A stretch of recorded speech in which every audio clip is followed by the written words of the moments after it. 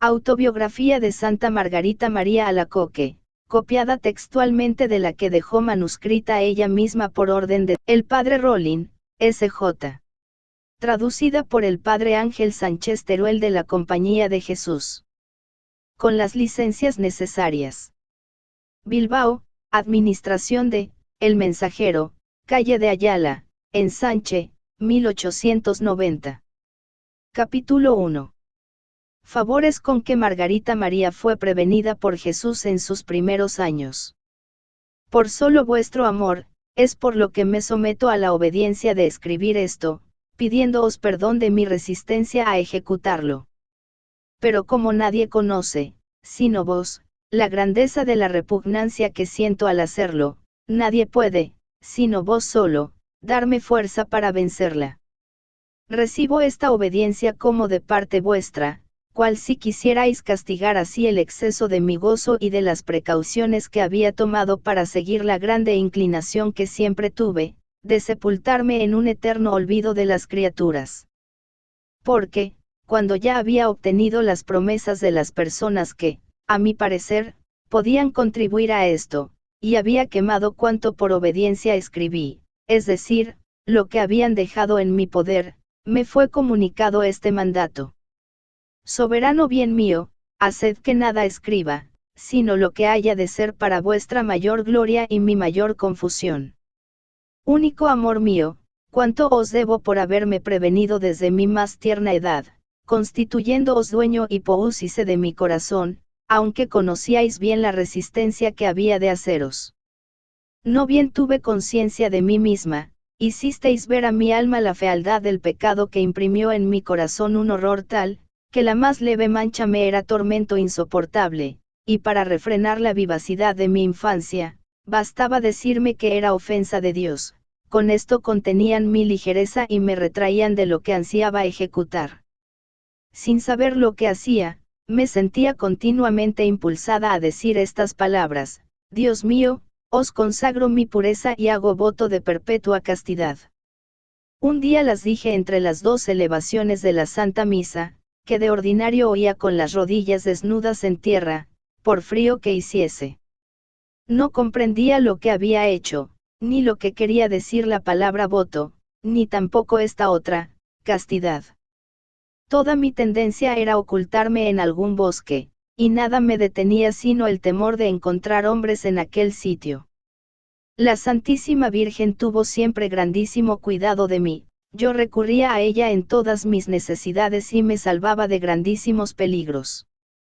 No osaba dirigirme a su divino Hijo de modo alguno, sino siempre a ella, a la cual ofrecía el rosario hincadas las rodillas desnudas en tierra, o haciendo tantas genuflexiones y besando tantas veces el suelo, cuantas Ave Marías rezaba. Perdí a mi padre niña aún, y como era la única hija, y mi madre, encargada de la tutela de sus 5 hijos, paraba muy poco en casa, me crié por este motivo hasta la edad de unos 8 años y medio sin más educación que la de los domésticos y campesinos.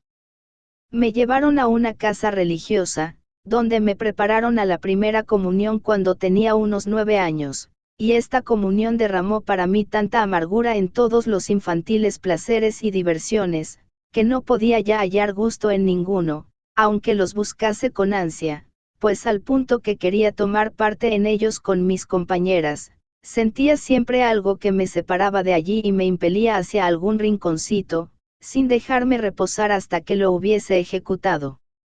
Allí me precisaba a ponerme en oración, pero casi siempre postrada o con las rodillas desnudas en el suelo, o haciendo genuflexiones con tal que no me vieran, pues sufría un extraño tormento cuando así me encontraban.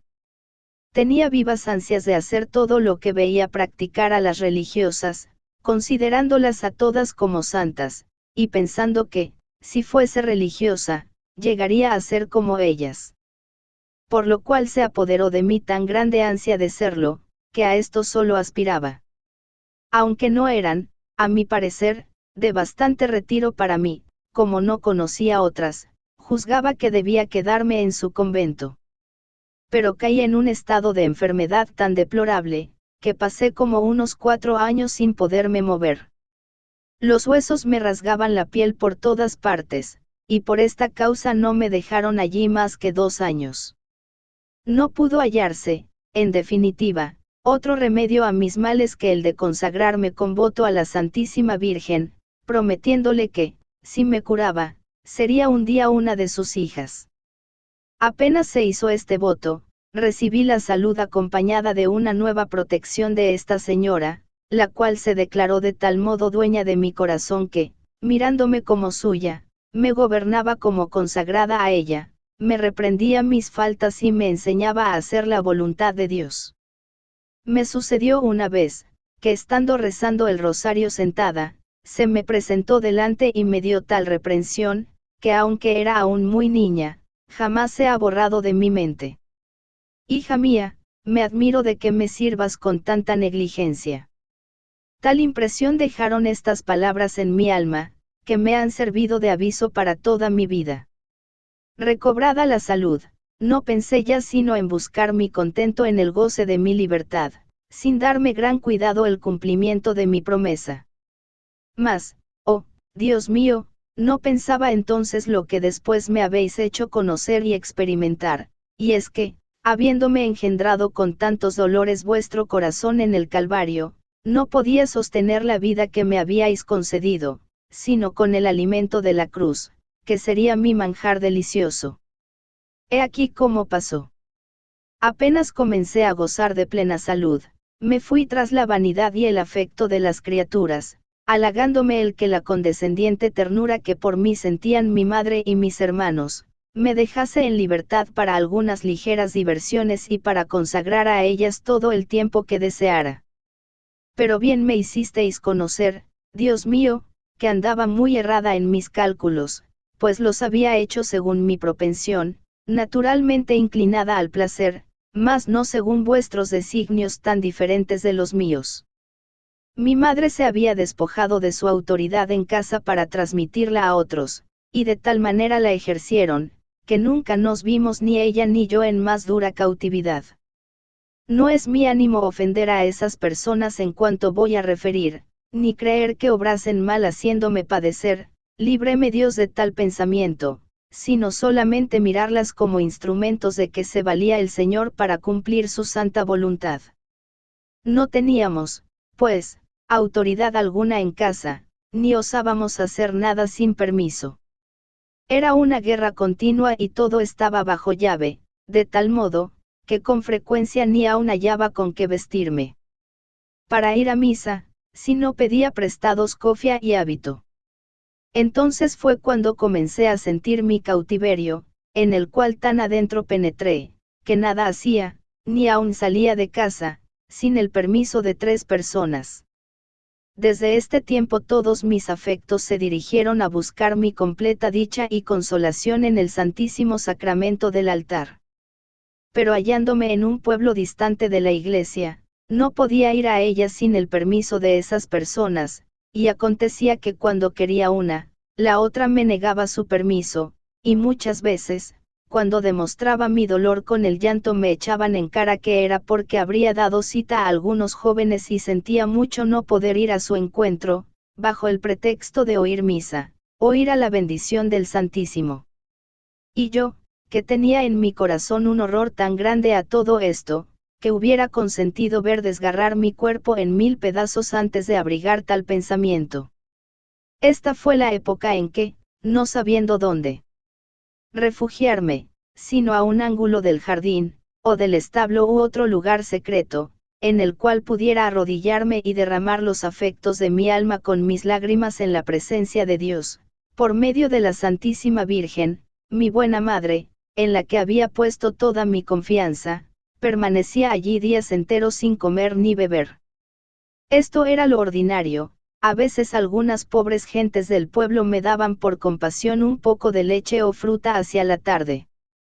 Después, cuando volvía a casa, era tal mi miedo y temblor que me parecía ser una pobre criminal, caminando a oír su sentencia, y antes que vivir así, me hubiera tenido por más dichosa yendo a mendigar un pedazo de pan, pues con frecuencia no osaba tomarlo de la mesa. En el momento en que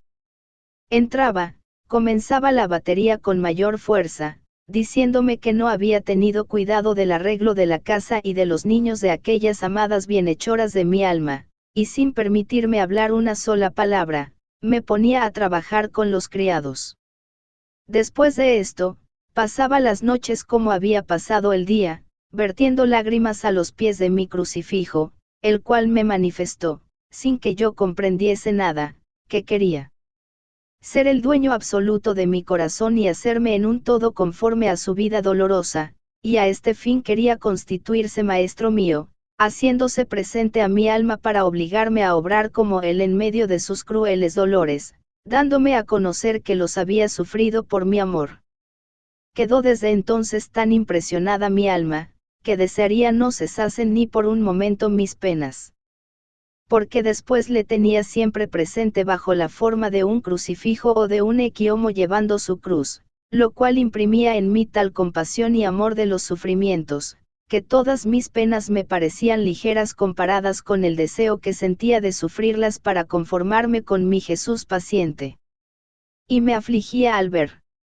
que aquellas manos que se levantaban a veces para herirme, estaban detenidas y no descargaban sobre mí todo su rigor. Me sentía continuamente impulsada a prestar toda clase de servicios y obsequios a estas personas, verdaderas amigas de mi alma, y a sacrificarme por ellas gustosa, no teniendo placer mayor que hacerles bien y hablar de ellas todo lo mejor que podía. Pero no era yo, quien hacía todo lo que escribo, y escribiré bien a mi pesar, sino mi soberano maestro, que se había apoderado de mi voluntad y no me permitía quejarme, ni murmurar, ni tener resentimiento con esas personas, ni aun tolerar que me tuvieran lástima y compasión, diciéndome que él había obrado así, y quería que, cuando no pudiese impedirme hablasen de esto, les diese toda la razón y echase sobre mí toda la culpa, añadiendo, como era verdad, que mis pecados merecían otros muchos castigos.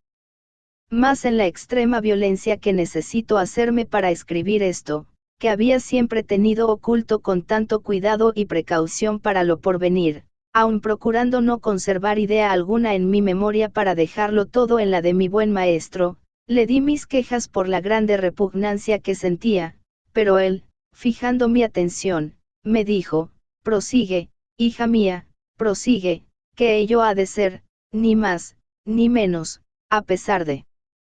todas tus repugnancias, es necesario que mi voluntad se cumpla.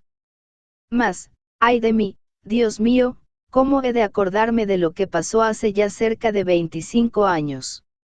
¿No sabes que soy la memoria eterna de mi Padre Celestial, que jamás olvida cosa alguna, y ante la cual lo pasado y lo futuro son como el presente? Escribe, pues, sin temor todo, según te lo dictaré, que te prometo derramar en lo que escribas la unción de mi gracia, a fin de ser por este medio glorificado. Primeramente quiero esto de ti, para hacerte ver que me gozo inutilizando todas las precauciones que te dejé tomar para ocultar la profusión de las gracias con las cuales tuve el gusto de enriquecer a una tan pobre y débil criatura como tú, cuyo recuerdo jamás debes perder, a fin de rendirme por ello continuas gracias. En segundo lugar, para enseñarte que no te debes apropiar esas gracias, ni ser mezquina en distribuirlas a los demás, ya que he querido servirme de tu corazón, como de un canal, con el fin de repartirlas según mis designios, en las almas, muchas de las cuales serán retiradas por este medio del abismo de perdición, como te haré ver en adelante. Y en tercer lugar, para hacer ver que soy la verdad eterna que no puede mentir, que soy fiel a mis promesas, y que las gracias que te hice, pueden resistir todo género de exámenes y de pruebas. Después de estas palabras me hallé tan fortalecida, que no obstante mi gran pena de que se lea este escrito, me resolví a continuar a toda costa, para cumplir la voluntad de mi soberano Maestro. La más áspera de mis cruces era el no poder suavizar las de mi madre, para mí 100 veces más duras de soportar que las propias, si bien no le daba el consuelo de hablarme de ellas, temiendo ofender a Dios con el placer de comunicarnos nuestros sufrimientos.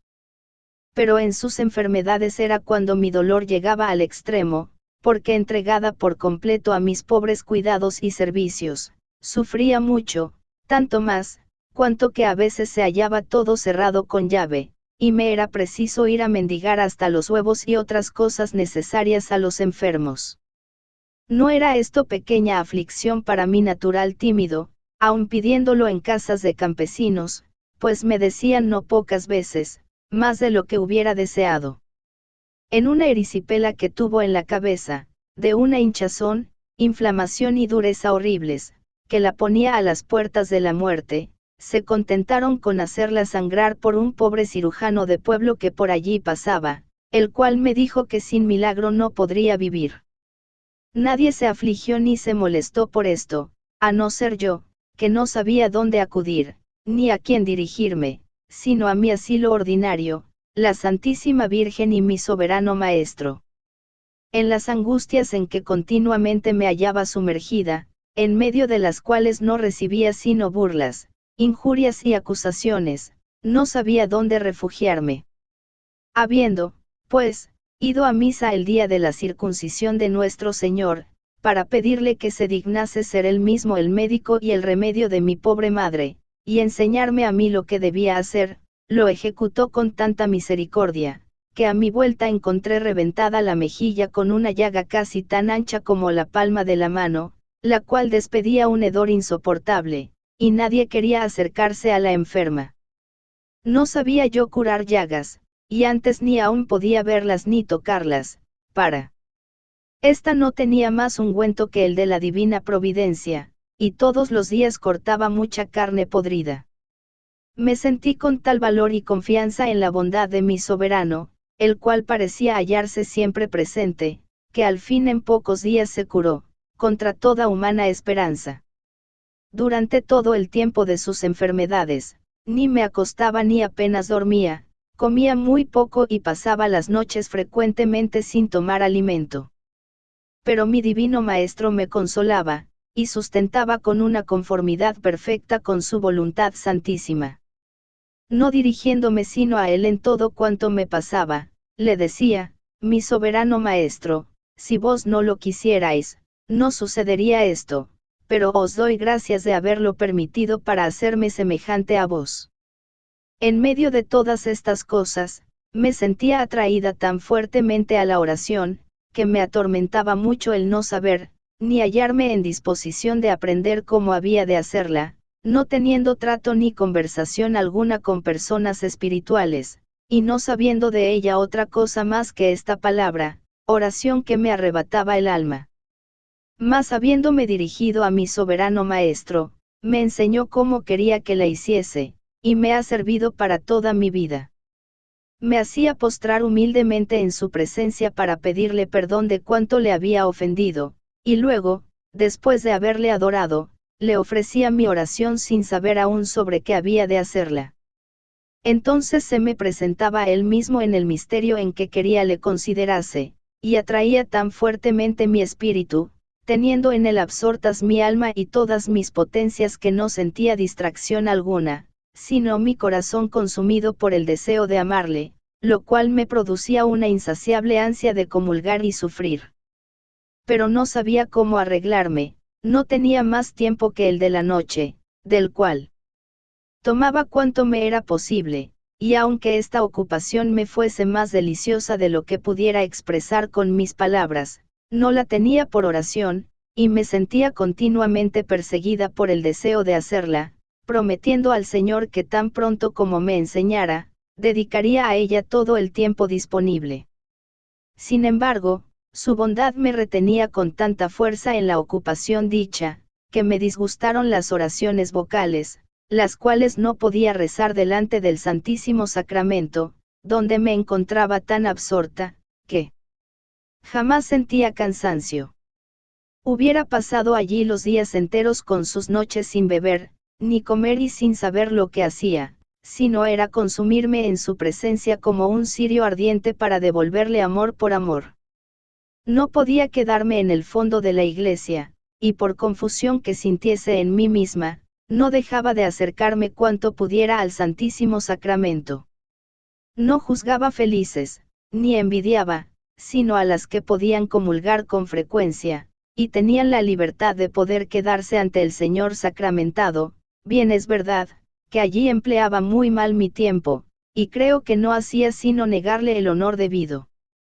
Procuraba ganar la amistad de las personas, de quienes he hablado más arriba, a fin de obtener algunos momentos libres para dedicarlos al Santísimo. Me sucedía, en castigo de mis pecados, no poder dormir las vísperas de Navidad, y como en alta voz decía el párroco en su plática que no debían comulgar los que no habían dormido, sin hacerlo antes, no pudiendo yo conseguirlo, no osaba recibir al Señor. Así, el día de regocijo era para mí de lágrimas, las cuales me servían de único alimento y placer. Mas también fui culpable de grandes delitos.